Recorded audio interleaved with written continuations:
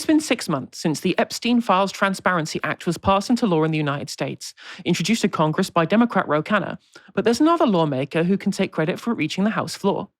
Thomas Massie is the sitting representative for Kentucky's 4th Congressional District, and thanks to him filing a discharge petition, he forced the bill to be voted on by Congress. What makes this unusual is the fact that Massie is a Republican, the party of Donald Trump, and the US president has had his presidency derailed by the revelations found in the unredacted Epstein documents. Massie was not shy of criticism for how the Trump administration has handled the release of those documents either, even going as far as accusing Trump-appointed former Attorney General Pam Bondi of covering up information in breach of the Transparency Act in this interview with the BBC. But at some point, somebody got to Pam Bondi and said, it's your job to cover this up. Do you genuinely believe that this is the top lawyer for the administration, that she would be... I mean, do you have any evidence that she's blocking stuff? Oh, absolutely. And she's not just the top lawyer, she's the top law enforcement officer. Mm-hmm. She happens to be a lawyer, but she's the law enforcement officer. And she's not carrying out this law the way that it's intended. I can give you examples. So, for instance, in the hearing, I pointed out that they had redacted Leslie Wexner's name. And she said, well, we're not trying to cover up for Leslie Wexner. He shows up thousands of times in the files that we've released. I said, yes.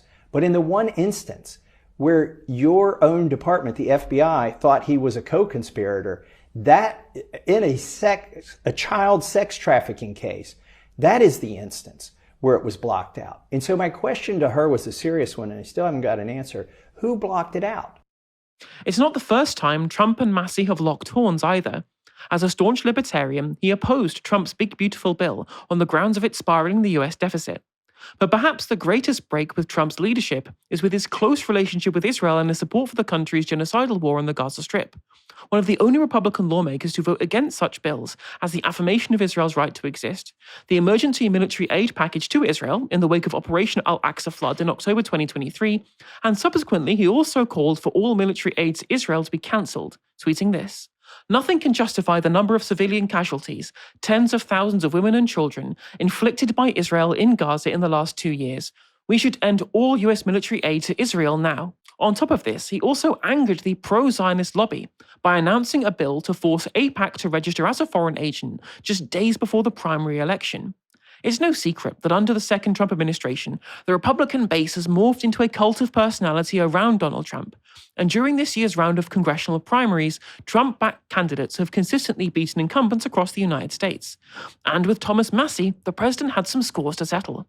Massie's opponent was the relatively unknown MAGA loyalist named Ed Galrine, a former Navy SEAL and staunch backer of Trump's abduction of Venezuelan President Nicolas Maduro, and he was an open critic of Massie's efforts to block Trump's illegal assault on Iran, claiming that Massie had joined with the radical Democrats to restrict the president's responsibilities as the commander-in-chief with what is going on in the Middle East.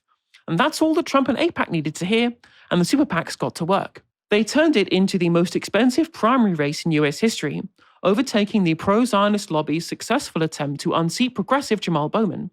AIPAC and other pro-Israel donors joined forces with Israeli-American billionaire Miriam Adelson to dump up to $28 million on the race, with Trump's MAGA KY PAC to reach approximately $35 million in total spending. The Trump admin also got involved themselves, sending War Secretary Pete Hegseth to the seat to campaign directly, and Trump himself posted a barrage of messages to his followers about the race on Truth Social, finishing off with this: "The worst congressman in long and storied history of the Republican Party is Thomas Massie. He is an obstructionist and a fool. Vote him out of office tomorrow, on Tuesday. It'll be a great day for America. President DJT." Sorry, I was barely keeping it together. And vote him out of office they did, Galrine beating Massie by 10 points. Massie pulled no punches when he conceded the race, however, with the crowd cheering his name as he started calling out the Israel lobby directly with this jibe at his opponent. Listen, I would have come out sooner, but I had to call my opponent and concede, and it took a while to find Ed Galrine in Tel Aviv.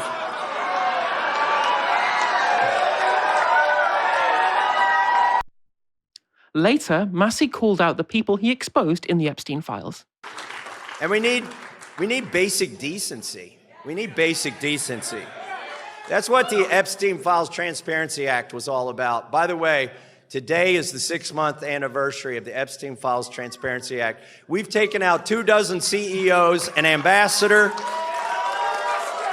a prince, a prime minister, a minister of culture. And that was just 6 months. I got 7 months left in Congress. Thomas Massie received support from across the political spectrum after his defeat.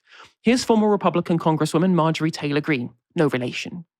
I am proud and thankful to have served in the US House of Representatives with my friend Thomas Massie, a giant among weak, pathetic men. Releasing the Epstein files was our demise, but it was worth every single bit because now everyone knows the truth. You are ruled by the Epstein class that cares nothing about you and your elected leaders are bought and controlled by a foreign lobby. Tonight, the future of the Republican Party was destroyed. The real America First movement will rise, led by the younger generations who hate the old guard with an unquenchable passion. Let us pray that we have a country left by the time these creatures are gone. And on the other end of the spectrum, here's Democratic Congresswoman Ilhan Omar. Congresswoman, do you think that Massie was defeated last night because of his support for transparency in the Epstein Files Transparency Act? Yes, and his anti-war stances, his advocacy in trying to make sure our tax dollars don't continue to fund a genocide in Gaza. Those $30 million did not come from thin air. We know who paid for that money. Yeah, I mean, he said that, Israel is the only country that is allowed to buy elections here other than our own. So. Well, certainly in his case, in Cori Bush's case, and in Jamal Bowman's case, that statement seems to be accurate. And in my personal opinion, the most succinct summary of the day came from political commentator Hassan Piker. Massie's defeat proves that the Republican Party is a pro-Epstein, pro-Israel cult, led by their cult leader, Epstein affiliate, servant of Israel, Donald Trump. Now, I won't comment on the veracity of what he's saying there, but I do think it's interesting that in the wake of tumbling approval ratings for Donald Trump, the MAGA base are insanely loyal to whoever Trump says for them to back. Like, they're also backing Ken Paxton in the primary in Texas, who is slated to lose to the Democrat James Tallarico there as well. Will he ever lose his grip on the Republican Party, even if they get absolutely obliterated in the midterms? Well, I actually think that in some ways Donald Trump might be the only man who's been capable of holding the Republican Party together. And the reason why is that they're obviously a deeply establishment party, imbricated in the status quo, and a status quo which has not served Americans for decades. But he has managed to capture and absorb and monopolize that anti-politics feeling. So he has come down on the side of capital again and again. So Trump always chickens out. Taco can often be summarized as he will listen to Wall Street when they're, yelling in his ear loud enough. I think that you can also say that the tendency to follow Netanyahu, I think that there are some personality reasons for it, but it's also, the Raytheons and the Palantirs are more influential than the, real non-interventionists within his party. Now, that doesn't mean that there aren't strong America First type figures who could be competitors to whoever Trump's successor might be. So you think about the other MTG, Marjorie Taylor Greene, Tucker Carlson, when they say America First, they really mean it, right? That there isn't a carve out for Israel. There are other things going on in their politics as well that I think that you can't ignore. The white Christian nationalism that is in there is something which is really important, and you can't just glaze over that because of what it is that they've had to say about the war in Iran or support for Israel, so on and so forth. But on that America First, we're not spending loads and loads of money to prop up other governments. Like, they really mean it. And so you look at somebody like J.D. Vance, who quite clearly wants to be the inheritor of MAGA, right? You wonder if he can do it the way Trump can, right? You wonder if he couldn't have bigger chunks torn out of him by the likes of Tucker Carlson or Marjorie Taylor Greene. So it's not for me a case of, can Trump keep a grip on the Republican Party? The answer is yes. It's, could anybody else? That's a really important point. I think on the other side of this issue, the three most expensive primaries in US history have all happened in the last 4 years. They've all happened in the last 4 years. And it was Cory Bush, it was Jamal Bowman, as mentioned before, and then, of course, now is Thomas Massie. And all three of those were the biggest spending in terms of primary races because of AIPAC, because of the pro-Zionist, pro-Israel lobby. And whilst on the Democratic side, it seems that eschewing AIPAC has in some ways ingratiated members of Congress with their electorate. We see Chris Rabb, who also won in that same primary evening in Pennsylvania, specifically was asked when he was asked to comment about the pro-Israel lobby, he said, fuck AIPAC. That was his explicit response. Why do you think it's been so different on the Republican side? Well, I actually want to talk about something, which is the anti-Semitism of the Israel lobby. So I don't know if you saw the comments made by John Podhoretz, who's a neoconservative commentator and a staunch defender of Israel, a staunch Zionist. He was talking about the defeat of Thomas Massie in the primaries and said, well, this is a warning to every other candidate. And I'm quoting him, right? I'm quoting him directly. He declared that Jewish money should be used openly to force politicians through a political buzzsaw. So if anybody else said that, if anybody else said that Jewish money is being used as a political buzzsaw against politicians who are deemed to be threatening towards Israel's interests, you would be called an anti-Semite.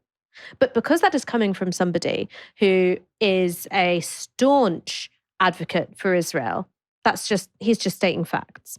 So there's something about the way in which organizations like AIPAC, despite the fact that it is an American organization, it's shaping American politics, they do not give a fuck about American Jews. Like, they do not care one bit about American Jews. They do not care about the safety of the diaspora. They do not care about anti-Semitic tropes, right? Whereas, if Ilhan Omar said, oh, it's all about the Benjamins, everyone's on her like white and rice.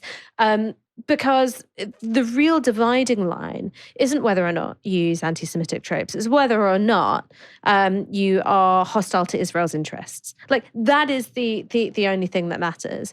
And I think that you are going to see more of this as time goes on, more of this selective, I don't know what you'd call it, like sort of selective tolerance for anti-Semitism, right? I mean, it's the dual loyalty trope, but only in one direction. Only in one direction. You are given infinite permission to invoke the dual loyalty trope as long as you are defending Israel and Zionism. Yeah. This happens so often where I was actually watching a clip, it was on the Jeremy Vine show or something, where someone was saying, you can't go on this anti-Israel stuff because you're making anti-Semitism worse. I'm like, no, you, the person, this conservative who was on this panel, you are making anti-Semitism worse because you are saying implicitly to everybody who's looking at their phones, seeing, genocide in Gaza, saying Jews are indelibly linked to this. You cannot criticize this genocide because you're criticizing Jewish people implicitly. And all that's doing is fueling anti-Semitism. Every time you use Jewish people in the diaspora as a human shield for Israel,